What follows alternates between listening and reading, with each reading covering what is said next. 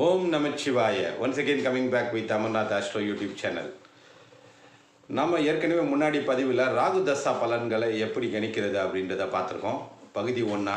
அதில் பார்த்தீங்கன்னா ராகு வந்து லக்னத்தில் இருந்தாலும் இரண்டாவது இடத்துல இருந்தாலும், அதாவது லக்னத்திலேருந்து ரெண்டாவது இடத்துல, லக்னத்திலேருந்து 4வது இடத்துல இதெல்லாம் பார்த்துருக்கோம்.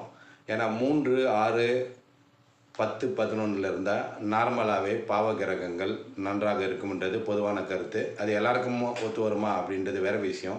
இருந்தாலும் எந்த இடத்துலலாம் இருந்தால் சரியாக இருக்காது அப்படின்னு நம்ம ஜோதிட புத்தகத்தில் ஜென்ரலாக போட்டிருக்காங்களோ, அப்படி இருந்தால், அதாவது 4லேயோ 5லேயோ இருந்தால் எப்படி இருந்தால் அது வந்து நல்ல விதமான பலன்களை கொடுக்கும் அப்படின்றது தான் பார்க்க போகிறோம். உங்களுக்கும் ராகு எப்படி இருக்குது, ராகு தசா பலன்கள் என்ன கொடுக்கும் அப்படின்னு நீங்கள் தெரிஞ்சுக்க விரும்புனீங்கன்னா சப்ஸ்கிரைப் பண்ணிவிட்டு உங்களுடைய கேள்வியை கமெண்ட் பாக்ஸில், கேள்வி மட்டும் இல்லை முழு தகவல், அதாவது உங்களுடைய பிறந்த நேரம், பிறந்த இடம், பிறந்த நேரம், உங்களோட பெயரோட ராகு தசா ஒருவேளை வந்துட்டு இருந்ததுன்னா, நடந்துக்கிட்டு இருந்ததுன்னா உங்களுக்கு தெரிஞ்சிக்க விரும்புனீங்கன்னா போடுங்க.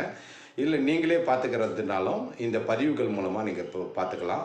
இது தவிர பார்த்திங்கன்னா ஏற்கனவே நம்ம 1000 பதிவுகள் கிட்ட போட்டிருக்கோம்.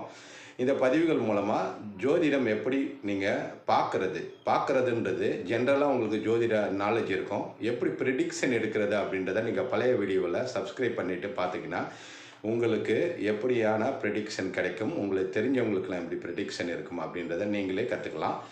நீங்களும் ஜோதிட கிளாஸில் சேர விரும்புனீங்கன்னா நீங்கள் வாட்ஸ்அப்பில் மேலே இருக்கிற நம்பருக்கு தொடர்பு கொள்ளுங்கள். தொடர்பு கொள்ளும்பொழுது உங்களுடைய பிறந்த தகவலை போட்டிங்கன்னா உங்களுக்கு ஜோதிடம் வருமா அப்படின்றத பார்த்துட்டு உங்களை ஜோதிட கிளாஸில் சேர்க்குறத பற்றி வாட்ஸ்அப் மூலமாக தகவல் வரும், உங்களுக்கு விருப்பம் இருந்தால். அதை தவிர அனைவருக்கும் ஜோதிடம்னு நம்ம இலவச ஜோதிடமாக ஒருவருக்கு ஒரு சப்ஸ்கிரைபருக்கு ஒரு கேள்விக்கு பதில் கொடுக்குறோம். இது எதை பற்றி வேணாலும் ஜோதிடம் பற்றி நீங்கள் கேட்கலாம். அதற்கான பதில் வந்து கமெண்ட் பாக்ஸ்லேயே உங்களுக்கு வழங்கப்படும் 24 மணி நேரத்துக்குள்ளே. இப்போ பதிவுக்கு போகலாம். ராகு தசா வந்து எப்படி பலன்கள் எடுக்கிறது அப்படின்றத பார்க்கலாம். பொதுவாக பார்த்திங்கன்னா ராகுன்றதும் சரி, இயற்கை பாவ கிரகமான கேது, சனி, செவ்வாய் இதெல்லாம் வந்து 3, 6, 10, 11 இருந்தால் சுப பலன்களை கொடுக்கும் அப்படின்னு பொதுவான விதி. அந்த பொதுவான விதி வந்து சுப பலன்களை கொடுக்கதாவே நம்மளும் வச்சுக்கலாம். மற்ற இடத்துல எப்படி இருந்தால் அப்படின்னு நம்ம பார்க்கலாம். 4வது இடம் வரைக்கும் நம்ம பார்த்துருக்கோம். இப்போது ராகு வந்து 5வது இடத்துல இருக்குது அப்படின்னு பார்த்திங்கன்னா, அதாவது லக்னத்துலேருந்து 5வது வீடு.